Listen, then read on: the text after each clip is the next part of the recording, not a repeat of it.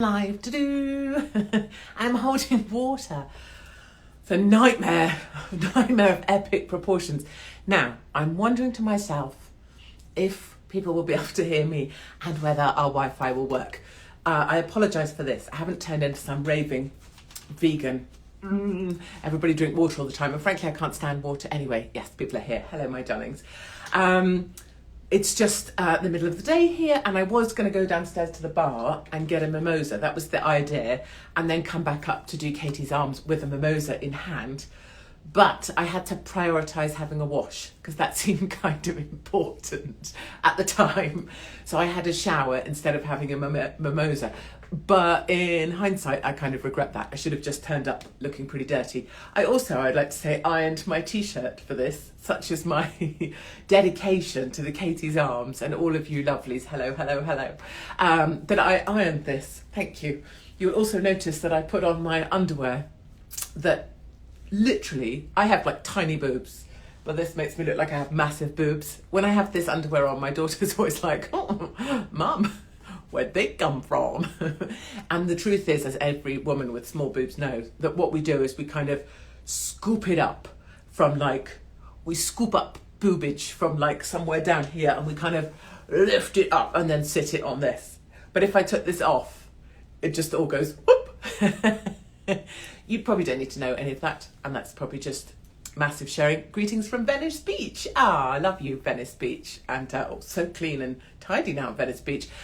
Merch. No, it's not really merch, but I will put the link on afterwards. I mean, it's merch in the sense that there's a lady who makes these, and this will help her. So I'll put her name up. She's called Millie Rose, and one of my brilliant girlfriends found her and put us together, and people that know better about all of these things than me sorted all of that out. So I'll put her link up if you wanted to buy one, or just support her, or buy something else that she does, because she does lovely things. But no, I don't have merch yet. Although I did meet a lady, the Katie's Arms has taken on a bit of a life of its own. There's the merch conversation, obviously. People are telling me at an event last night that I need to get a t-shirt that says "Offerty Piss," so that we could get them, and as we walk around the world with our, write it nicely, but just "Offerty Piss," and so that we can gesture at it when someone's getting on our tiny tits. And then I went to dinner last night with a lady who designs t-shirts, and I was like, well, actually, we want a t-shirt that says "Offerty Piss," so that might be coming. But for now, I will put the link up for this. The other great thing about Katie's Arms, so right now I'm in, she says, looking out the window, hoping for a reference point.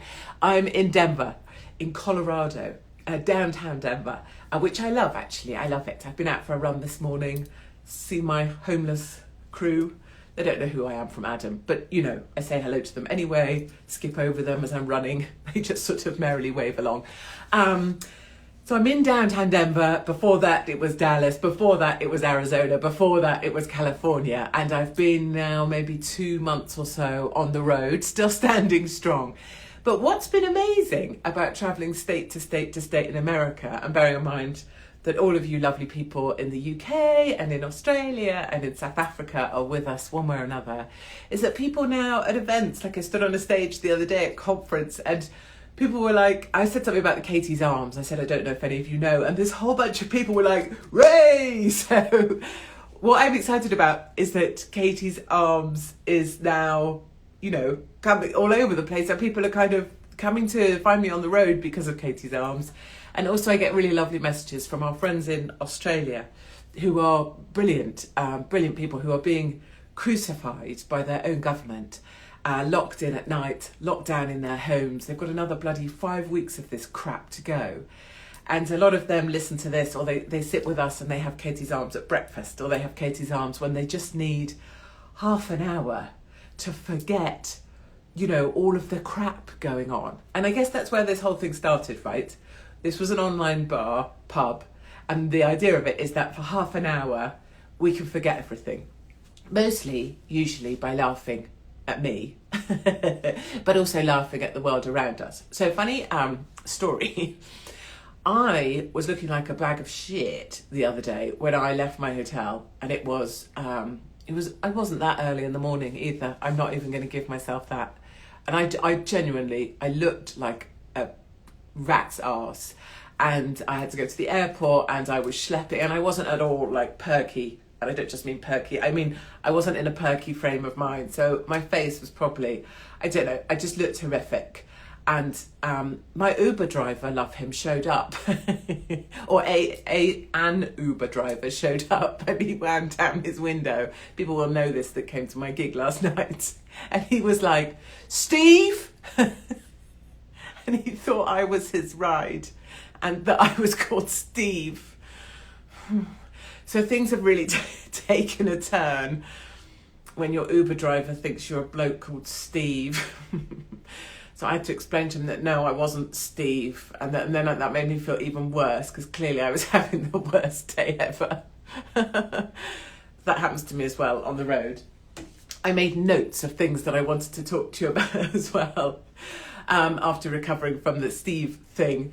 Last night's event was great, and it was in someone's home. So people are always asking me, Katie, why aren't you doing this in the UK? When's the UK tour? And many of you that are here obviously know I would do it tomorrow. If there is a theatre company owner on the Katie's Arms, or you're related to one, or you live in a town with a theatre, please go there en masse, and please just leave them a note, write them a little message saying, please book Katie Hopkins.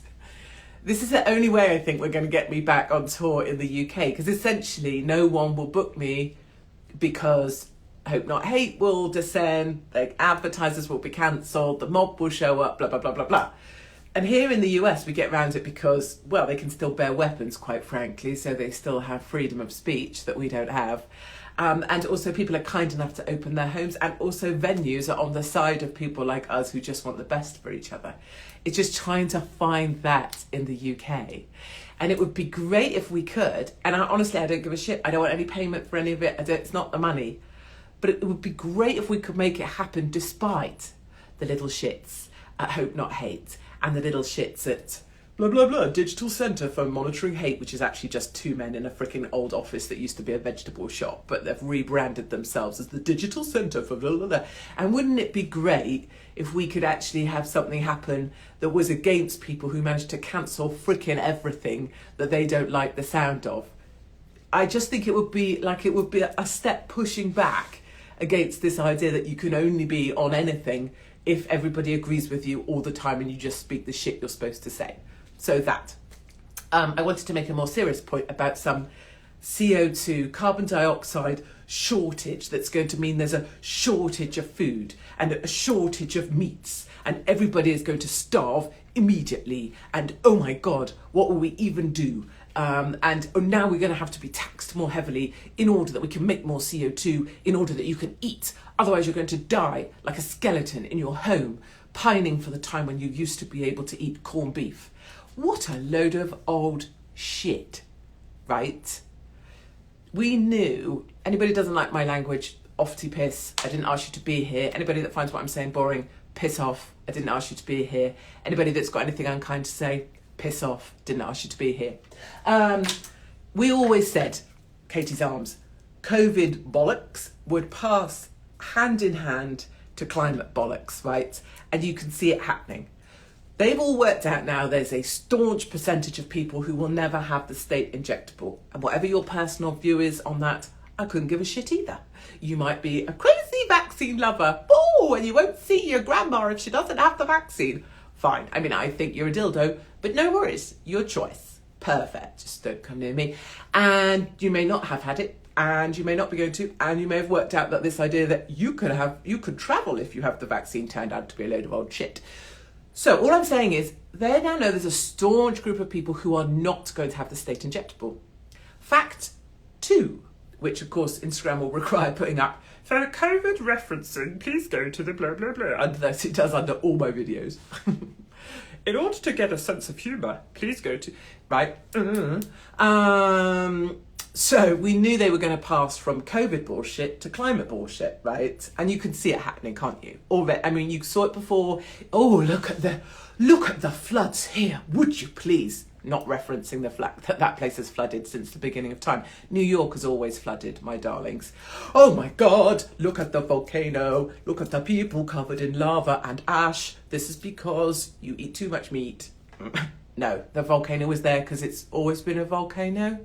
That's why it's called a volcano. So we saw this climate shit come, and now they've made it specific. Oh, now it's CO2. And look at the bare shelves. Oh, would you please? So anytime you see, you'll see coming up soon, very soon, Mail Online, Daily Mail, Central, Centrist, England, BBC will have it. Many, many more bare shelves, talks of a meat crisis, talks of a food crisis, pictures. They're priming you, they're pumping you so that you go, oh, maybe I won't be able to eat. Maybe I won't be able to feed my family. Now I'm not going to worry about COVID because I'm all right about that. But now I'm going to worry about meat instead. Okay, just try, please try. And remember, it's going to be fine. Meat's not going to run out. Even if the shelves are empty, you could buy something from another shelf. You've probably got a 4-pack of baked beans somewhere. And if you haven't, you could probably get one down Lidl, you know. You could probably eat something else. You could eat pot noodle if you needed to. You could go to a camping store and buy some of those really shit meals that you boil in a bag. We've got them in our cupboards at home because my daughter was doing 10 tours. Like, just don't allow them to alter the way you feel. If there's an empty shelf, think, ooh, someone could fill that. Because you know how this whole thing works? I need a prop. Oh, look. Here. Supply and demand, right? It's not necessarily that there's lots of demand, right? Like the NHS. It's not necessarily that everybody's so poorly and when you're sick, you're not going to be able to get in because there's so many sick people, you're all going to die, right? It's not that there's so much demand.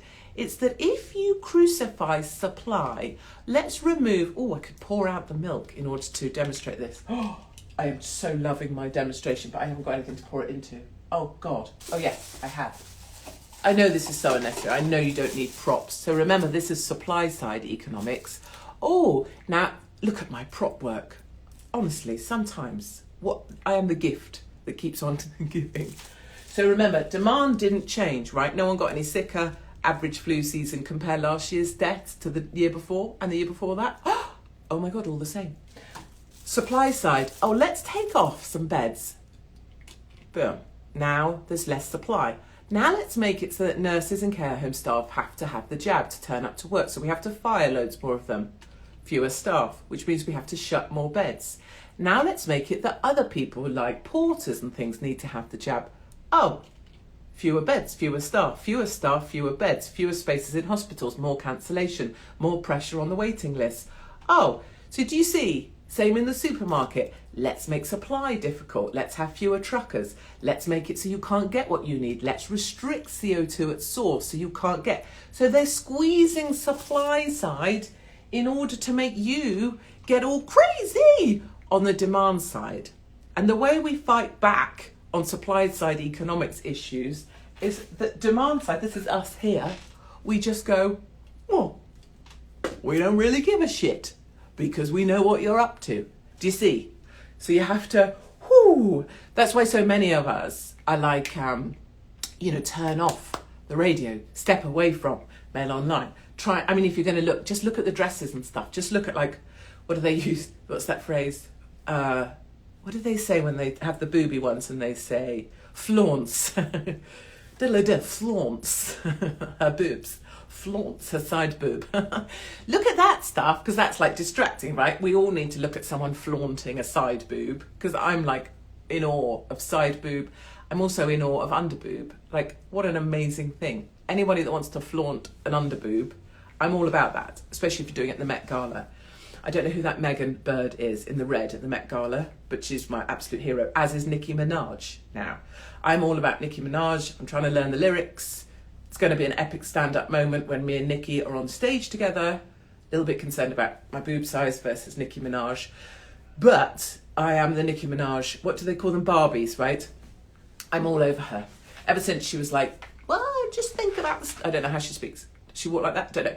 State injectable, think about it, because my cousin's friend's brother had it and his testicles are now massive. And everybody came out and went, no, that's not right. Fact checkers. No, they're not. The testicles are not massive. I want to see the fact checker checking the swollen testicles. Can you rap Nicki Minaj? Well, that's the plan for Katie's arms. I know it will be tragic. My children will never speak to me again, but that's probably a blessing. But did a data checker from some organisation like Reuters or, Hope Not Hate, did that fact checker go and see the swollen testicles of Nicki, did they go and inside those testicles to fact check whether they were actually swollen or not? Because that's the sort of fact checking I'm about. That's the sort of fact checking I want to see.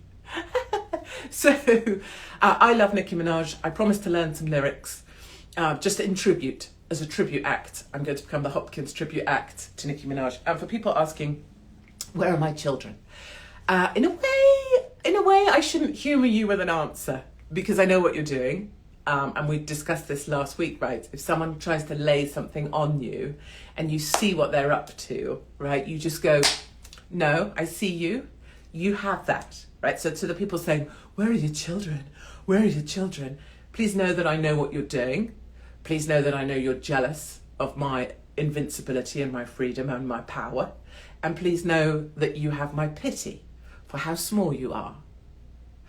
But I will humour you with a response because I am bigger than you are. And my children are in the fantastic care of my brilliant husband called Lovely Mark, to whom I owe everything. And whenever on a stage or wherever people are being terribly kind and saying that I'm brave, I remind them it's not me that's brave. It's actually my husband, Lovely Mark, because he makes all of this happen. And without Lovely Mark, none of this happens. So I may be a ball-busting female, I call myself, a real feminist because I'm on the road fighting for my kids and your kids. But actually the power behind me is the fact that I have Lovely Mark who can make my home life stable and perfect for perfect. Shit me. We ain't perfect. We've cocked up everything there is, mostly me. But actually my children are brilliantly fun and we're having a great time. So I say to those people trying to diminish me by trying to make me weaker, by trying to suggest I should have guilt. I have no guilt because my children are well looked after.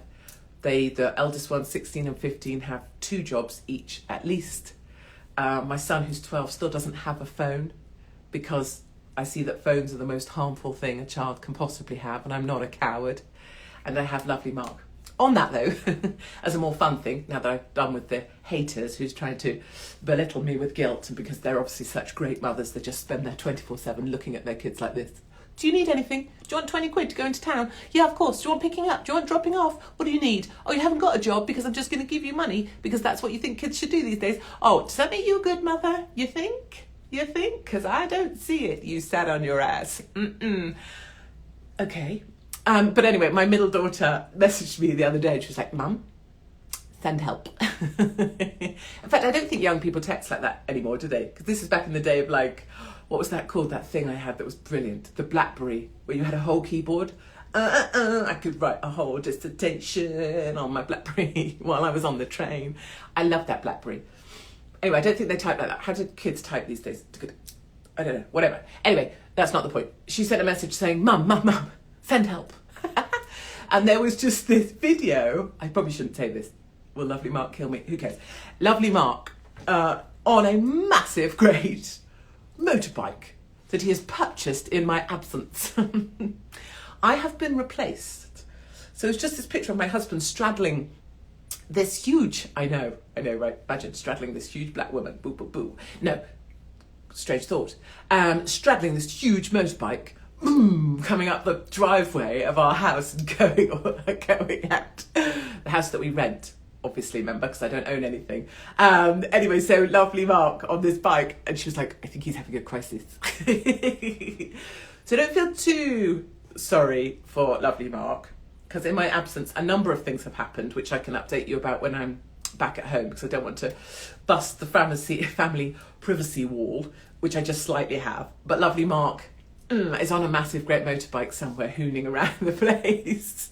And don't ask me how he's put up with me all these years. No one knows.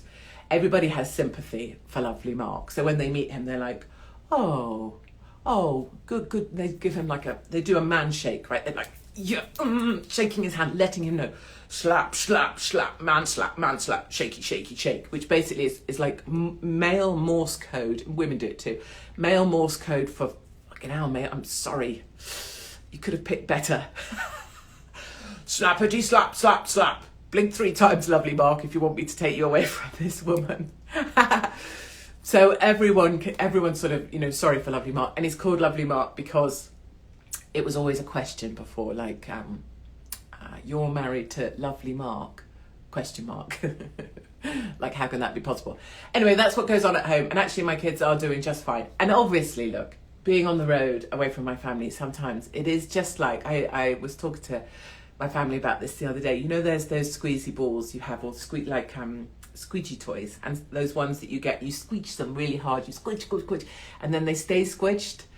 Sometimes it's like that for me. Like, it's like I think of them, or I see a video, or my son does a video, whatever, and my heart's like it feels like it's just squidged, and I can't breathe, because it's like, you know, it's a sort of pain that, like, I do pain, but that pain is like a pain you can't cure just by running harder. So that, obviously, it hurts a lot, but I do know that this is what I'm supposed to be doing. And there's never a day where I really doubt. I mean, there's some days I'm going, what the shit am I doing? Namely, when an Uber driver comes out and goes, Steve. Then I think, flipping hell, what the shit am I doing with my life, please? But on normal days, today, I don't think, what am I doing at all? I know this is the right thing. Whether that was picking up trash, litter, other people's crap on my run this morning, that's all right. I do that for a bit. Or whether it's doing this, or whether it's that one person emails me and says they're having a really, really shit day, and for this amount of time we all just laughed at me being a dickhead and failing at life. And that's one of the really cool things, actually, about my events, is that so often, there's brilliant men that come in a manly fashion, which is terrific. But there's also loads and loads of women, particularly like around my age, probably a lot older actually, but you know, I call that my age because I'm obviously a couple decades older than I'm supposed to be. And they're like, you know what COVID has made me realise, it's time to say balls to it, right? It's time to say, what do I want? And last night I went quickly to get a drink before I did my gig because they weren't serving wine there. I'm just saying. Who has me at their event and not serve wine? I'm just like, okay, tea and coffee. That's great. Like, I mean, it is great, and I'm so generous, and I'm delighted. And alcohol is definitely one of life's great evils. It's not. It's only the only way. It's the only way we're going to make it through. It's the only way. You should see people's recycling, right? We all know alcohol is the only way. No, anyway, so there was no alcohol at my gig last night, and I was like, how the shit are people supposed to find me funny if we're not I'm just asking, on tea and coffee? That's not the sort of like loosener I need. Most male stand-ups, right, they have people getting smashed on whiskey before they stand up and like moderately not that funny. I have to do it on tea and coffee. But anyway, went out for food before and to get a drink, and I was just sitting in the sun, and it was brilliant here in Denver because it's quite chilly here. Compared to 130 degrees in Arizona, which I love. It's my kind of... I'm basically a lizard, aren't I? Pterodactyl. I have skin of a pterodactyl. That's why I look 65. Yeah, so I went for a drink. And there was this other lady doing the same, just sitting in the sun. So I got her to come over and join, because I do this wherever I go, right? I'm like, come join. By the end, we end up with these big tables of people that never knew each other, but it's perfect. And she was like, shit, you know, I got divorced, and I decided it's time to just do some stuff for me. And I was like, yes. And then I set her up with my friend. So this was all perfect. But my thing is, that has been one of the brilliant things about the COVID bullshit. And I'm sorry to Australia that you're still being utterly... I mean, I can only assume that they're just crucifying your whole nation because they've already sold it to a nation that I can't repeat here because I'll be taken off Instagram. But anyway, I'm so sorry. But anyway... COVID has made us realise if we don't live it now, when are we? And actually, so cute, someone, go on bird! That's such my, go on bird! I do that in the street. I did it today at another run. I think I scared the shit out of her actually, because she was just running along and she was doing fine, and it was obviously like, you know, she was putting a bloody effort in, and she wasn't totally enjoying the whole run experience, which I totally get. Like running, if you don't like running, it's a bit shit.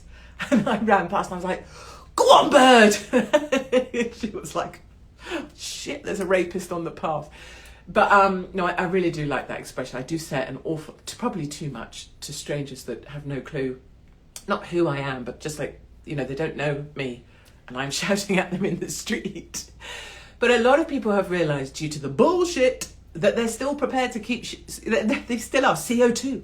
Oh my God, there's a CO2 crisis. There's climate change because the planet's being asphyxiated by CO2, but hold on, there's not enough CO2. But which is it? Is there not enough CO2 or is there too much? Well, it's whatever we need to say this week in order to make you scared, in order that you'll do what you're told, in order that we can crucify the nation, in order that we can sell you out to the Chinese. Oh, did I just say that? So, my point is that many people are realising now is the time to just bloody do it. I mean, what is stopping you, right? Back in the day, you could say, what's stopping you? Oh, my job, oh, my mortgage, oh, my this, oh, my that. All the things that I lost so I don't have, so it doesn't matter. But now what's stopping you?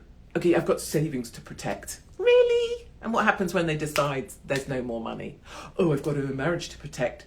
Really? If you've got a marriage that's really good, it's already good, and it'll get stronger if you test it. Just don't test it maybe as much as I have. Just saying. Not everybody is lovely, Mark. Oh, I've got a job to protect. Really? A job where they're telling you you can't stay unless you get double vaccinated, double jabbed by some twat with some liquid you don't know what it is. Really? Is that a job? Or are you just slave and that's a slave master? I mean, I don't know. I mean, what are we protecting? I know we have to live. I know we have to find food. I know we have to find shelter. But I tell you, there's always TK Maxx. There's always a tent. There's always a car. I'm just saying, better to just live it hard. Live it hard. Give yourself 5 years. Say, right, I'm going to go for it all out, 5 years. I meet so many people doing this and I love it. Right, I've bored you enough. It's 2027. Thank you. We need a really t-shirt now, right? I have this idea. Ooh. So I tell people here in America, you know, Whitney, in fact, okay, this is your homework. When we're finished here, please, please, please, just do this. Don't just say, oh yeah, Katie, sure, and then not do it. Please just do it, because I say these things for a reason, even though I'm an arse.